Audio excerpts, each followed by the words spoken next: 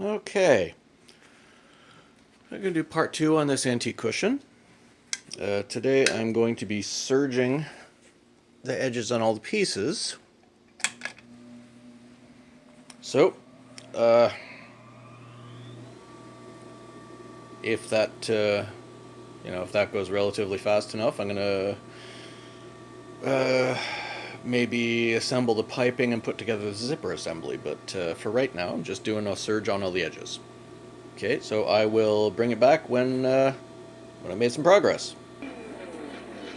Okay, that is very important to serge the edges on all the fabrics you use. So they look like this. That way, if you have to sit a project down for a little while,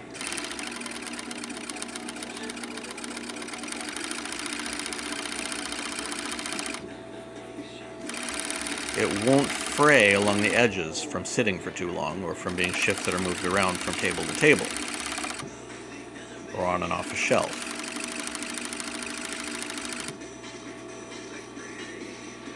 So you don't need to worry about these little tag ends on your serge, because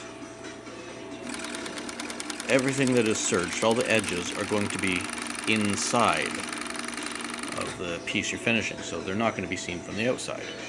Okay, I'll finish the rest of these. Those ones are done so far. Let's see how far we get.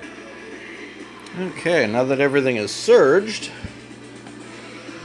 I have to decide what to do next. Should I... Now, should I make all the piping, or should I build the zipper assembly? That's a debate, because those are the next two things to do before final assembly. So, I'll make that decision and then start putting stuff together. Decision was made to start on the zipper assembly, so that light is not standing up as it should. So we're going to do that.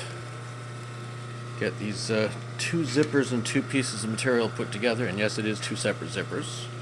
The heads are going to meet in the middle, so I got to assemble everything from 4 pieces down to 1.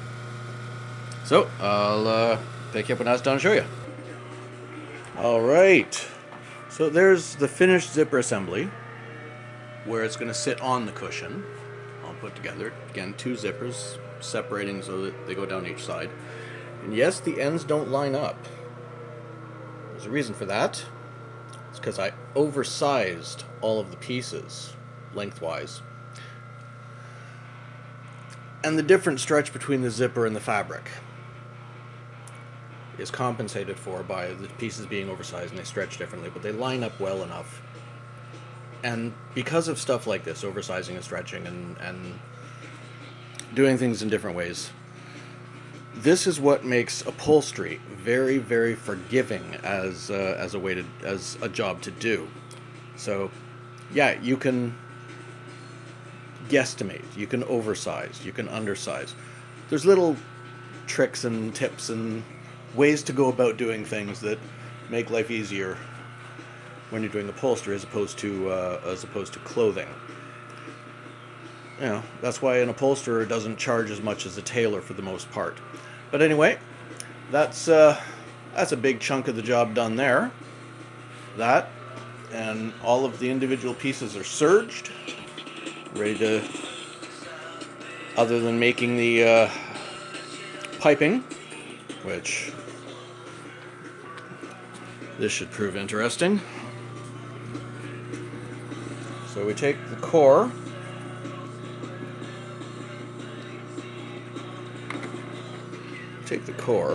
see if I can do this with one hand. You wrap this strip around the core, pull it right tight to it, and stitch down along the edge to make the piping. And that goes inside the seam. Probably going to show you that part tomorrow when I work on this again. Okay, we'll talk to you next time.